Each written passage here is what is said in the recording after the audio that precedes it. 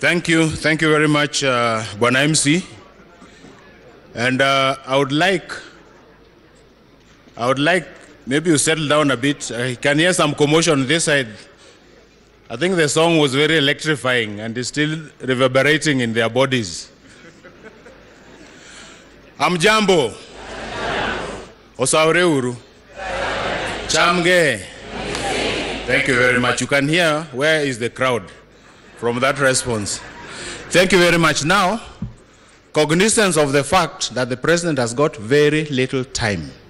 I don't want to spend any more time, and I might not repeat what I'd said previously, but also cognizance of the fact that this is the last time that this family is saying bye to their mother, their sister, their auntie, and so on. I'll give you time to say something very quickly, maybe no speeches, but just what you had written as tributes. If you can start and just say, I don't know if I can make you talk any quicker, but please do. So we just read the tributes? Just read the tributes. Yeah, okay. Hi, my name is Brian Abonyo, and this is my tribute to my mother. You can talk a bit. Okay. Maybe before I... That's what he said. All right, so as I said, my name is Brian Ochieng Kibet Abonyo. I'm the firstborn son of the family. As I said, and I'm sorry for repeating, but yes, so I've been away for a while, for about 15 years, but I did come back home in December. I was coming home purely because I've been away for too long. I'd missed my parents. I wanted a little bit of a change, so I came back to Kenya. Little did I know that I was coming back to receive some really bad news of mom's cancer recurring.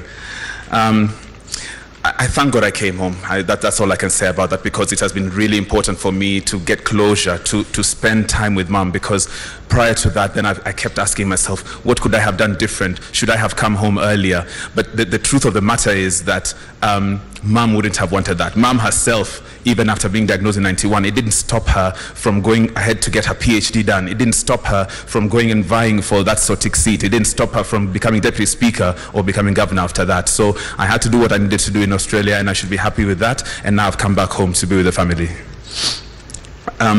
Mom was a regular mother, like any mother. You know, she would get us ready for school when we were younger. She would come to all those prize-giving day ceremonies. She was just a regular mother. And for me and Ted, being born, having a Kipsigis mother and a Luo father was fantastic. You know, I don't know any different. We got this rare opportunity to have a good mix of Luo culture and Kipsigis culture. Some holidays we go to Sotik, some holidays we go to Kisumu. We would have those days when we're enjoying goat meat and milk and mursik, and then other times we go and we have fish, you know. So, you know, we had a lot of, you know, ngege and mbuta. The only fish we don't really like is omena, but that's fine. But yeah, so I think at this point what I wanted to say is, you know, we were only notified of mom's illness when in the one she got in 91 when we were about 20, and I think all we can say about that whole situation is thank God we've had her for all this time. So if mom was you know, if God had taken her in 1991 when I was 7 and Ted was 4, you know, who would have been there for us? Who would have been there when we really needed a mother? Now we're adults, you know, we've got our lives and we can take it from here. But those days, those formative years when we needed that mother's love, and there's a lot of people who don't have that opportunity, but we did. And so as a result, we have to be grateful to God that he was able to you know, to have mom there, to come to my plays when I was acting, to go to Ted's recitals, to see Ted become a pilot. I remember when we were lifting her back, and she even asked, my son, are you flying me back home? And that really touched my heart. But she was able to educate him and get him through all of that, and you know, see him now accomplish what he really is. You've all heard mom was a peacemaker. You've all heard that she was non-confrontational. You've all heard that, you know, she had a lot for Bomet that she wanted to get done. But unfortunately, that wasn't to be, because there was another plan from the Lord. In terms of her illness, I don't want to talk too much about it, but I think, you know, we'd go to those therapies and we'd go to all those treatments, and it was difficult. Initially, we were doing it and we were fighting and we were strong and we said we can do this and we'll get there. But very quickly, in the last 2 months, she really deteriorated. And even though we stood there every day, but it was so hard looking into her eyes as she lay on that bed helpless. And so at this point, I think that as a family, we've accepted. And all of us as families, friends, and well-wishers, let us accept and let us mom rest. Let's let mom rest, and let's be happy with the will of God. to Dad, I'd like to thank you for being there for Mom. I'd like to thank you for really exemplifying, when you say your vows and you say for better or for worse, through sickness and in health. You have really demonstrated that. Keep being strong. I know how hard this is. I know how hard this is on you. Keep being strong, and we'll also try to be there for you as much as we can. It really pains me that Mom didn't get a chance to live in the house we have here in Fort Ternan. It really breaks my heart that she's not going to get a chance to live in the house that we're completing in Karen. But let's take heart knowing that she did everything. I think we'll keep the interior designers and the architects who are involved in getting the houses prepared, and we'll put all pictures and memories of her to make sure that she's still there with us. And what I would like to say finally is knowing that Mom will be resting in Fort Ternan, even though we did not come traveling up country a lot, now for sure, knowing that Mom is just there, we will make it a regular occurrence, we will do it up, and we'll make that our home. Rest in peace, Mom. You are the most amazing person I ever met. Thank you. Maybe you're not reading the tribute because it's already in the program. Okay. So Ted, you want to come and read yours? Hello, everyone. I'm Ted Okomo Kipto-Abonyo, last born son to the late Joyce. And this is my tribute to Mom. Mom, thank you so much for everything you have done for me in my life. Words can't describe the amount of love I feel for you, and forever will feel. Watching you in your condition over the past few months broke my heart, knowing how strong you have been all through our lives. You have been a pillar of strength to so many people, and you have bravely battled this illness with all you had. I apologize for all the instances I gave you a hard time, and I thank you for all the unconditional love and for never giving up on me. I promise to be strong and to make you proud. Rest with the angels, Mom. See you on the other side. Your son, Ted.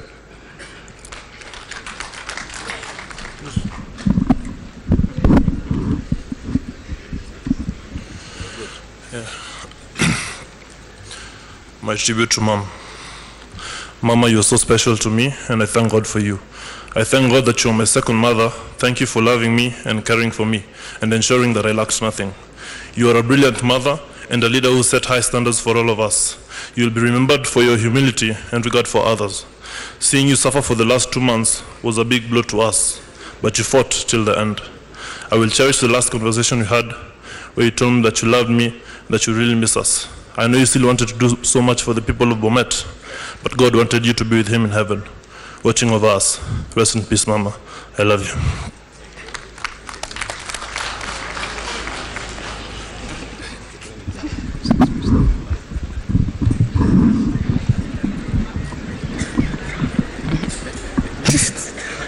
Thank you.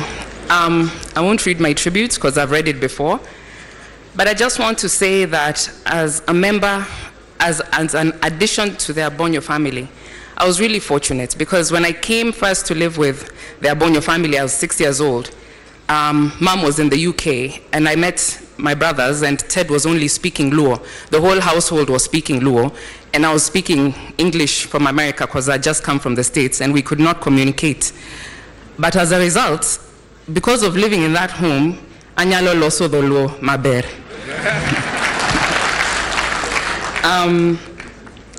We will miss, the childhood that we had. We cherish it. Me and my brothers talk about it a lot when we used to live in the tea estates, And even, the Christmas parties we had where, Mom and Dad would just come from different sides of the room and dance Lingala during the parties, and would wonder if they used to practice in the bedroom by themselves. As we said, Mom loved dance, and even during her last days, the song that we just played, as we would play it in the hospital, as much as she was sick, she tried to muster some energy to, move a little. And I think this song is a real testament that really her pain and her sorrow is now gone. What she went through the last days was really more than any person should ever have to go through. It was a painful, full cup that she had to drink. But now she's at peace, and we're at peace with that. Rest in, Mom. Thank you. Rest in peace, Mom. Thank you.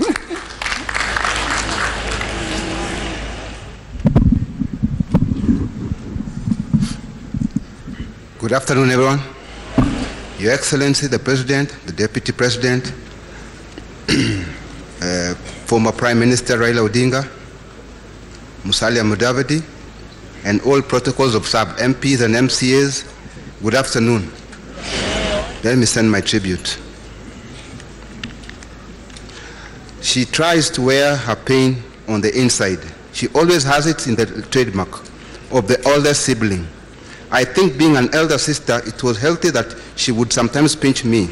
She constantly advised me to always move forward and never backwards. My sister, even though I may not have told you how much I appreciated all you did for me, richly blessed is how I feel having a sister like you. David Laboso, thank you.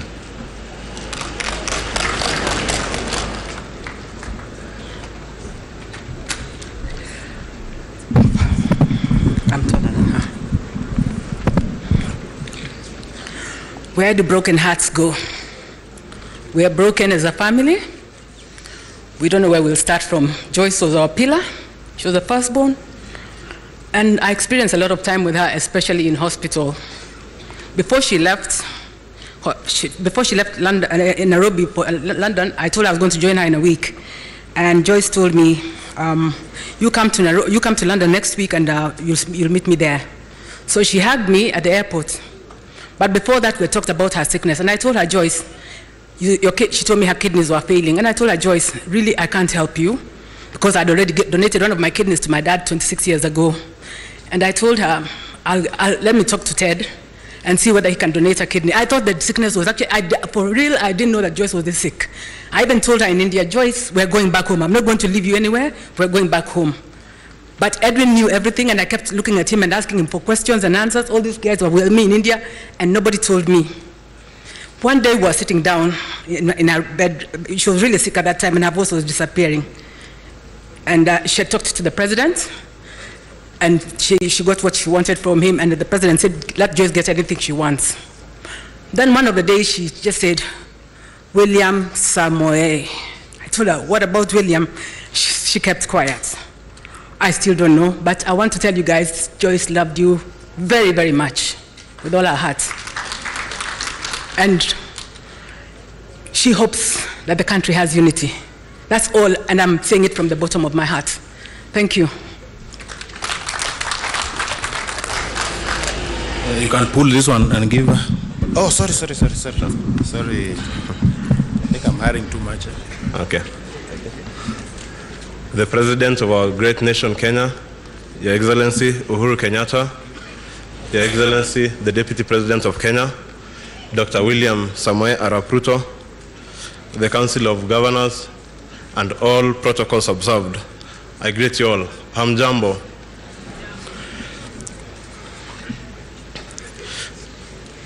Today is a particular honor for me because, let's face it, my presence in this stage is pretty unlikely. I stand here to celebrate and mourn our great aunt, for she lived a fulfilled life in such a short time. You taught me so much that I would urge our youth today to love what they do and dedicate their time because it's an investment to pay off. I thank you, Mr. President, and your deputy for the support you have given us. May God continue blessing you abundantly with wisdom and knowledge so that you might lead this great country of ours, Kenya. Dear aunt, you fought a good fight. Rest in peace, for in God's right hand you are seated, smiling with the angels. Thank you.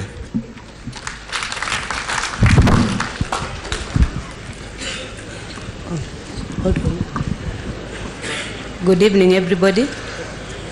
My name is Mary Laboso. I will not read my tribute because I read it yesterday. So I want, there is an appreciation I want to, my friend, my sister, my cousin to read for me. Praise the Lord. This is to you, Edwin, on behalf from Mary. You are heaven sent, and the others come walking. I quote Honorable Rachel Shebesh, no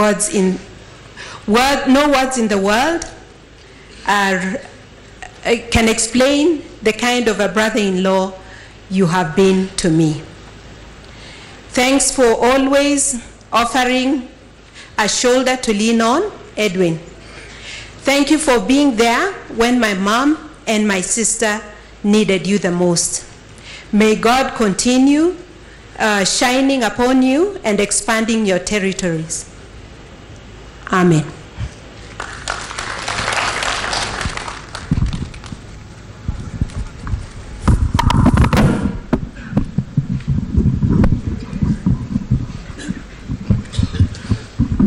Maybe not to tire my family, I'll probably ask them to sit, but before I do that, can I quickly introduce you? This one is Marco Laboso. This is late Lorna's son, who we are fostering. Marco, you can go. Ted Abonyo is our last born in the house. If he's a pilot in 540, you can go.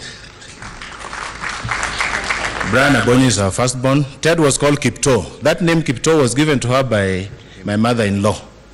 This one was called Brian Kibet Abonyo. Thank you. But there's Ochieng also. He doesn't use it at all. He doesn't like me saying much about him, but it was a blessing that he came at the point when the mother was actually beginning to go down. Thank you. This one is the son to my late brother-in-law, Bernard Laboso, who also passed on, but we are also fostering him. Thank you, Dennis. My sister, Judy. Judy is the soul of Laboso, the heartthrob. When you see her tearing, it's really serious. Thank you, Judy. God bless you. My brother-in-law, David, there were only two. One passed on, Bernard. So this guy is here. He's the one remaining with us here. Thank you, David. He's married. I don't know whether Aurelia is here. Aurelia. Where's Aurelia? Incidentally, Aurelia is such a hard-working lady. I sent her as an advance team to our home here. So maybe she's busy doing something. But that's the daughter. Laureen, we also call her Toto. Say hi. Thank you. Thank you. Pardon? This is Mina, our baby girl in the house. But also, Mina, where are the kids? There's Zuri. Please come and just run very quickly. Can you run? Yeah, but don't fall, eh? Say hi. Very good. Thank you. So, Mary Laboso is also my sister-in-law.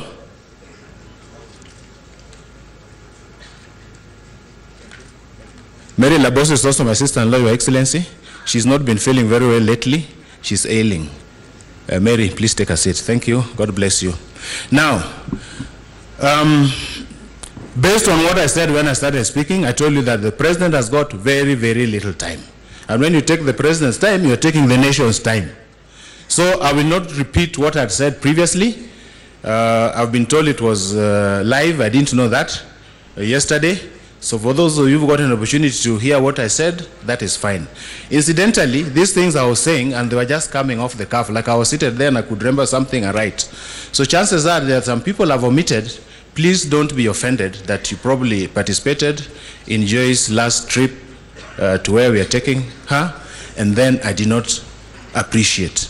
I really appreciate it. But nonetheless, let me thank Governor Oparanya. He's here, the Council Chairman of Governors. Wycliffe, thank you very much for coming over there in London and also in the hostel in Nairobi here. And I remember what you told me that you would be talking to the family. Thank you very much. Then Senator Gideon Moi, I saw you here. I've greeted you variously. Thank you, Senator. I've greeted you variously when we meet. I don't think we interact and know one another. But Gideon gave us a chopper through Salat. So thank you very much, because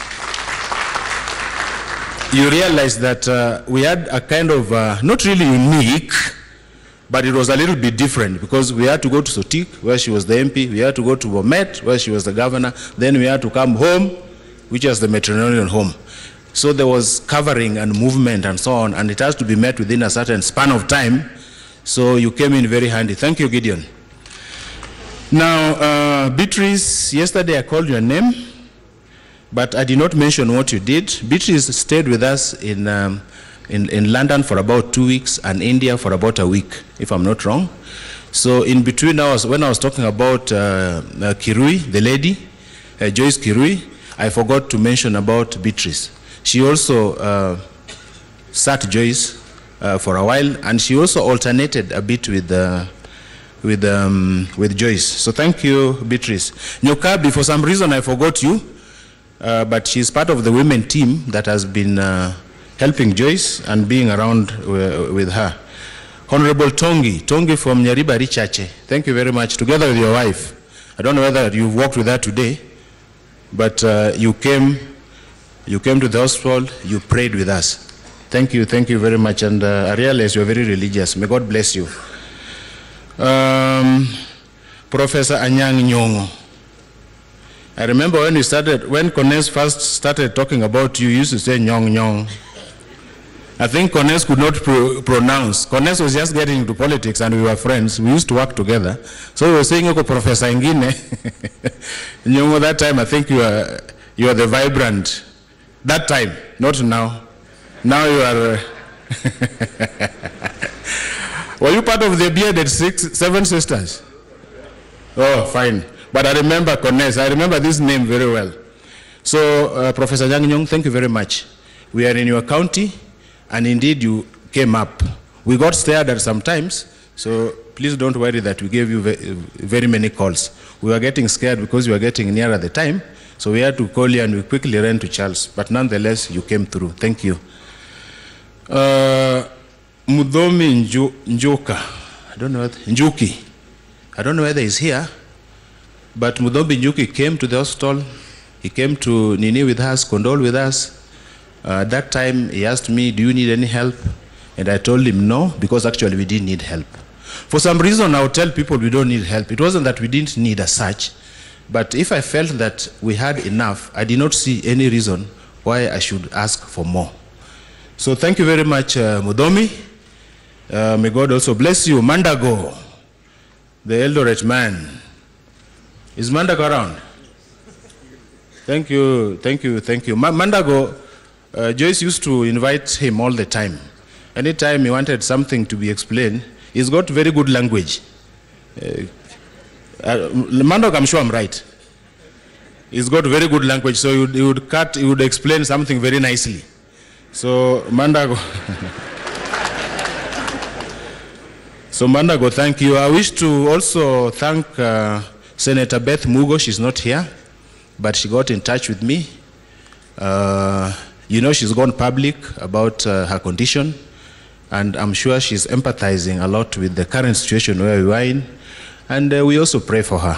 She's a very strong lady, a very nice lady. We say thank you to Beth Mugo. You are not here, but I'm sure maybe through the media or something you'll be able to know. I don't have your contact, but your lady came through who's called Christine. Thank you very much. Then I keep on forgetting, maybe because we're related with her, but Jane Sigilai, you've been a pillar to Joyce, and indeed I have to recognize you. Indeed you are our sister, you are my sister-in-law, but nonetheless, there are some things that you did that are extra, and I do hope you'll be in the county government of Bomet, and I do hope you'll recognize her as a lady, and you'll not think of her as coming from Kericho. Thank you. I also forgot one askari called Koske, and I don't think he felt very happy that I forgot him, and I mentioned all the askaris. So Koske, thank you very much. Now today, Amy Williams. Amy, if you can get wherever, Amy Williams was a very good friend to Joyce. That lady, she's an American, married to a Greek. So she stays in 2 places, Greek and America. She also tried to make me change the dates of Joyce's burial. They were teachers in Kipsigis, and she became family. And all these my children, you refer to Amy as who? What did you say? Auntie. So it tells you how close she was to Joyce. Amy, thank you. She just arrived in the morning, and I'm surprised she made it here, because I was telling her, Amy, you just make it home and just come and see where you've laid your friend to rest. So Amy, thank you. Thank you very much. Paulo Tieno, you've spoken, so I don't need to talk anymore about you. But I was going to thank you for having assisted us in London to get accommodation. We did not want to stay in a very expensive place, and you know, we came for treatment, so you got us a very decent place, and we stayed very well. And as you are saying, I used to move from hospital And indeed, the only time I left the hostel is when my phone misbehaved and I was getting scared. How will people get... And then that's the time you took me to town to buy a phone. And that's the only time that I ever left. I had time of my own. Willie Bett, the High Commissioner of India. Thank you, sir. May God bless you and your wife, your beautiful wife. You invited us home, and she used to bring us porridge, which was the only thing Joyce could take at that time. So we had it being delivered in hostel, and she could take it. It was a big problem for her to eat when they started doing the intravenous feeding. The family of Laboso, at this juncture, let me just say something. And I would like to be very clear about it. In the family of Laboso, I'm like the firstborn. Initially, when I was getting married, my father-in-law, for some reason, got scared. He felt that he didn't want Joyce to be married outside. And he kept on telling quite a number of us, they'll tell you that he wanted Joyce to remain home. And I think that thing has been fulfilled, more or less, because Joyce served Sotik and served Bomet. So wherever Laboso is, your wishes have been fulfilled. Whether it's by the art of God, whether by what, but it has been fulfilled. So the family of Laboso and my mother-in-law really appreciated me. When I was talking, I told you that I suspected that he was like my clandestine mother-in-law. Because when my father-in-law did not want me, she wanted me, but very indirectly. She was very kind to me and she would talk very nicely. So I knew she liked me. And indeed, she died in my house. That is something I have to tell you. She died under my care. More or less like, of course, this is my wife. I can't compare with my mother-in-law, but she was under my care. So in that family, I will not abandon the Laboso family. In the sense of any support. And indeed, when I was approached by the hierarchy and the high in this country, the first problem I told them was the problem that is in that family. I did not talk about myself. And I'm sure they can attest to that. I wanted that to be solved fast so that she can rest in peace, the family can rest in peace, rather live in peace. Them, they live in peace, her, she rests in peace. And me, I oversee and ensure that everything is done properly. So, thank you very much, the Laboso family. And indeed, I'll not abandon you. My brother came with a suggestion, but he doesn't live with you people, so he doesn't know. You'll forgive him. The good thing, it was relayed in Luo, so you don't know. But Agri, thank you for the care and concern that you have for me, but I'll be able to survive. That one I can tell you. Now, there's a fraternity. No, I'm forgetting Bishop Lesuda. Lesuda's father. Lesuda's father came and prayed with us on the last day that Joyce was dying. He didn't get a chance, I think, to pray, but Lesuda also comes from a very prayerful family. The father came, and all bishops in ACK, they put on purple with a very big cross. A very big one like that one, if you see that one. So, Lesuda came, and Lesuda, please tell your father thank you. Thank you very much. I think I've covered it. Now, my members of the family, you'll not get a chance now because when we leave here, it is going to be impossible for all of you to come into the home. It's going to be probably the president, the deputy, the leadership of this country, and the immediate family. So some of you will have to stay out. For the village people, please, Kokwet, just stay away in good faith so that our visitors are able to see what is happening and they say farewell. You can have a chance to come home. You know that gate is open all the time, even tomorrow or in the evening when they've all gone. So please, my family from Kisumu, are you here? You can just stand where you are. This crowd is too big. Get up wherever you are. Thank you. Those are my sisters and brothers from Kisumu. Now the fellows from, I think Sotik has probably filled this place. Do I say Bomet? Can Bomet people still rise up? Thank you. Thank you very much. Thank you. You are indeed my brothers and sisters, and I want the people of Kisumu to reciprocate. Please treat them well. Make sure they are well taken care of. Don't let any of them leave this place annoyed or told anything that is bad. We want to respect them the way they've respected me, and you've had it. Let us reciprocate. Thank you very much, the people of the Bomet. So I think I've covered everything. All the friends, I called your names yesterday. I'm not going to repeat it. I don't think it's going to be fair to the president. I'm not going to repeat anything. Whatever I said yesterday stands. Just a few things that I didn't mention. Some decisions that I had to take in this home that I didn't know I would ever take in my life. Like going to point at a place that Joyce will be buried here. I think that was one of the most difficult things. Keter, thank you very much. You facilitated for me a chopper, and I came and I was able to point and where we are going to lay her. These are things that, challenges that we are coming through. It was a very sad moment when I pointed like that and I saw a hole being dug. But today, I'm sure we'll be through with all this, and God is going to help us, and we'll go through. Sorry, I told you I'm not a politician. Musali Apori, I have to recognize you. Kalonzo, thank you very much. And all the others, Kipchumba, I know you find your way somehow. You'll But thank you very much. President, His Excellency, I have to repeat this. You are of immense support. I will say it over and over again. Please don't get bored. Please clap for the president, even just for my own behalf.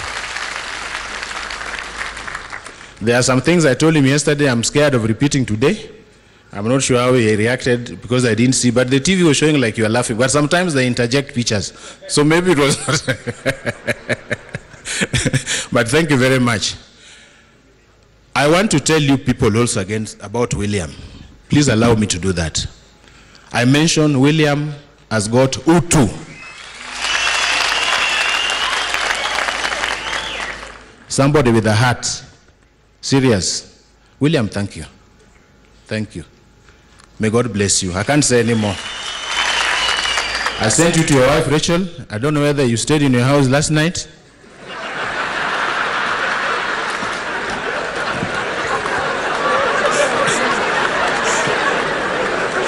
Anyway, he has not answered me, but he has laughed. So let us assume. But if you did not, I'm repeating. Please say thank you to Rachel. My big brother and our elder, Raila Odinga, I also sent you to Ida. I will not ask you whether you slept home because that is an abomination. But I'll ask you whether you sent the message. I'm sure you'll find a way of replying. Even if you don't, it will be like, you remember Mudavadi's father one time said, it was Mudavadi, no, it was the other. Even if you talk to a stone and he doesn't listen, you just tell him, shauri yako, mimi nimeshakwambia. It wasn't, if you remember the history of this country, during JM's death, there was Mwangale.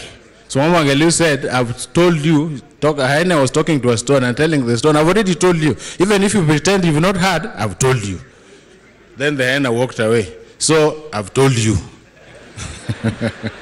So thank you very much. For all of you who are gathered here, please, if I've missed you out, please know it is not in bad faith, but may God bless you all. Thank you.